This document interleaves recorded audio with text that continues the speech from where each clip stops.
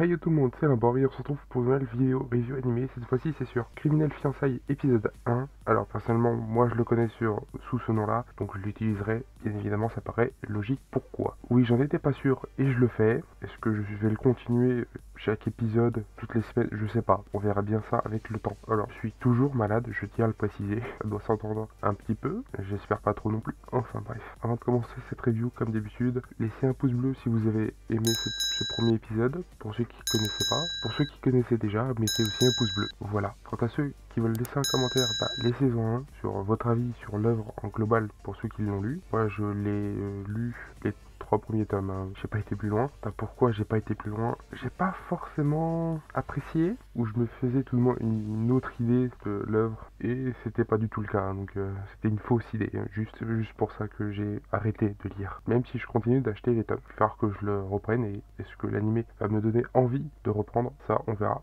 Enfin bref, je m'écarte. Donc pour ceux qui sont pas abonnés à la chaîne, abonnez-vous à la chaîne bien évidemment, mettant la cloche sur toute pour ne manquer qu'une vidéo. Regardez également la description, tout y est. Mon serveur Discord, les réseaux sociaux, TikTok et la chaîne principale pour ceux que ça intéresse. Sur ce, on va pouvoir commencer cette review qui risque d'être un peu plus longue que d'habitude, mais je vais faire en sorte que ce soit le plus court possible. Alors débutons cette review par le commencement, c'est-à-dire les premières secondes de cet épisode. Alors, je le dis tout de suite, les noms, je ne vais pas m'en rappeler tout de suite, on soit d'accord. On voit donc Kirishima, je suis pas sûr, mais ça va être quelque chose du genre. Il avait demandé une photo de fille qu'on verra après et que je me rappelle pas de son nom. Il avait demandé une photo et il l'a vue. Il la trouve mignonne, en tout cas sur la photo. On va y revenir aussi, c'est très marrant. Et tout ce qu'il espère, c'est qu'elle foute sa vie en bordel total. Je le dis tout de suite, j'ai gagné du temps, il est maso. Juste, il est maso. Voilà, c'est étant dit, on va pouvoir passer à la suite. Alors, opening et ending, je vais dire ça maintenant, ils sont sympas. Je préfère l'opening que l'ending pour le coup. Et on a aussi la réaction de la fille, je sais plus comment ça s'appelle, au secours. Et autant lui est plutôt pour ses fiançailles, autant elle par contre n'est pas du tout d'accord avec ça. Et ils sont d'accord, les deux sont d'accord sur une chose, ça arrive pas tout de suite mais je le dis maintenant là aussi, que les mariages arrangés dans ce style là c'est un peu vieillot, plus vraiment de nos jours, et ils sont d'accord là-dessus tous les deux. Voilà, ce qui est vrai de toute façon. Le grand-père est très marrant, le grand-père à la fille est très marrant. Le seul hic là-dedans c'est que elle n'a pas le choix que de partir à Tokyo, parce qu'elle est à Osaka, hein, au cas où, et elle n'a pas le choix que de partir à Tokyo. J'ai Kirishima, je suis toujours pas sûr, elle n'a pas le choix.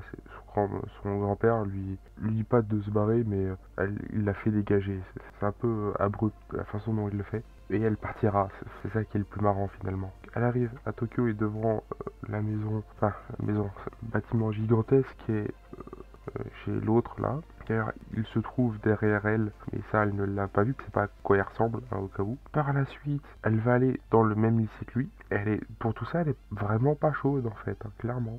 Je tiens à le préciser encore une fois. Et elle va se commencer à se faire regarder par d'autres filles qui adulent un peu trop Kirishima, ou je sais plus comment il s'appelle l'autre. Bref, je vais faire ça. Je vais résumer ça à ma façon comme d'habitude, hein, au cas où. Au passage, Kirishima, même si je suis pas sûr de comment il s'appelle, va lui faire visiter la dépendance, la maison annexe au choix. Au passage, je l'ai pas précisé, mais paraît évident. D'ailleurs, elle peut dire non.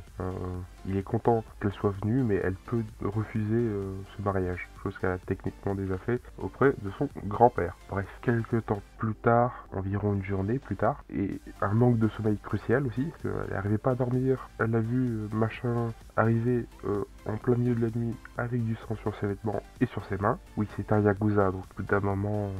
voilà, ça paraissait quand même évident. Et puis lui, il est vraiment Yakuza jusqu'au bout des ongles. Après quelques temps, elle va demander à machin là qu'ils sortent ensemble pour des courses un soir, et elle va vouloir partir chez un distributeur pour retirer de l'argent, tout simplement. Donc elle part de son côté, et le cliché des 3 mecs relous qui va venir la faire chier en fait, juste la draguer un peu trop intensivement, si on peut appeler ça comme ça. Kirishima, même si je suis toujours pas sûr de son nom, va arriver à ce moment-là, va casser la gueule littéralement aux 3 autres, et c'est là où il va faire tomber le masque. Oui, en gros, il en a marre de jouer pas les donjons, mais presque d'être aussi sympa avec elle tout le temps, étant donné qu'il a espéré qu'elle soit d'une certaine façon. Rappelez-vous au début ce que j'ai dit, il est maso, il espérait qu'elle soit vraiment capricieuse, etc. Et c'est pas le cas en fait, juste c'est pas du tout le cas. Elle essaye d'être le plus normal possible. Et étant donné que ça n'a pas du tout marché, il lui dit, elle a deux solutions, soit elle repart chez elle, première solution, soit elle se vend. Et quand je dis elle se vend, c'est elle vend son cul, hein, au cas où. En gros, c'est à peu près ça. Puisqu'en gros, tout ce qu'elle a pour elle, son grand-père le dit lui-même, elle-même est d'accord avec ça, elle a un beau visage et un beau corps, tout simplement. Donc, elle peut toujours faire escort girl.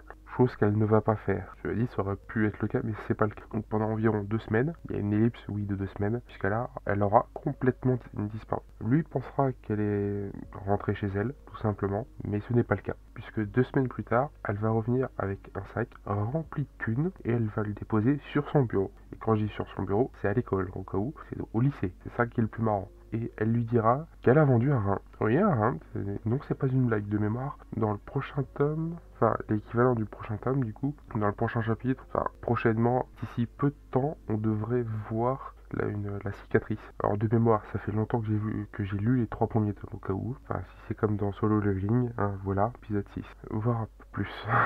Bref. C'est un détail. D'ailleurs, au passage, il y a eu un appel, elle a eu un appel de son grand-père et il lui a dit de rester 1 an là-bas. Et ce délai de 1 an est plutôt étrange. Il lui oblige de rester 1 an avec un type qui clairement il en a rien à foutre. Enfin, sur ce début en tout cas, puisque au moment où elle va déposer l'argent, qu'elle va lui dire ce qu'elle lui a dit à propos du rein, qu'elle a vendu un rein, etc., etc. À partir de là, il va lui dire je t'aime, juste je t'aime. Et il va l'aimer très vite. Le retournement de veste pour le coup arrive très vite, c'est ça qui est drôle là aussi. Enfin bref, et son grand-père lui dira de rester donc 1 an là-bas, de faire en sorte qu'il tombe follement amoureux d'elle et de le jeter juste après. Pas besoin de rester 1 an au cas où elle avait qu'à juste rester 2 semaines. Enfin bref, voilà ce qui s'est passé durant ce premier épisode que j'ai bien raccourci parce que bon, va pas y rester plus 4 heures. Mais en gros, voilà ce qui s'est passé et elle va donc rester, voilà, pour faire ce que son grand-père lui a dit en fait, puisqu'elle a vraiment pas le choix de toute façon. Alors, je l'apprécie un peu plus avec l'animé, je sais déjà à quoi m'attendre en fait, aussi pour ça. Enfin bref, mettez un pouce bleu si vous avez aimé, parce que oui c'est la fin de la vidéo. Mettez un pouce bleu si vous avez aimé, que ce soit la review ou l'épisode. Mettez également un commentaire sur ce que vous en avez pensé de ce premier épisode, ou si vous le connaissez déjà. N'oubliez pas de vous abonner à la chaîne si ce n'est pas encore fait, en mettant la cloche sur toute pour ne manquer aucune vidéo. Regardez également la description, tout y est. Mon serveur Discord, les réseaux sociaux, TikTok et la chaîne principale pour les intéressés. Sur ce, c'était Limborg. À une prochaine vidéo. A plus tout le monde. Bye bye.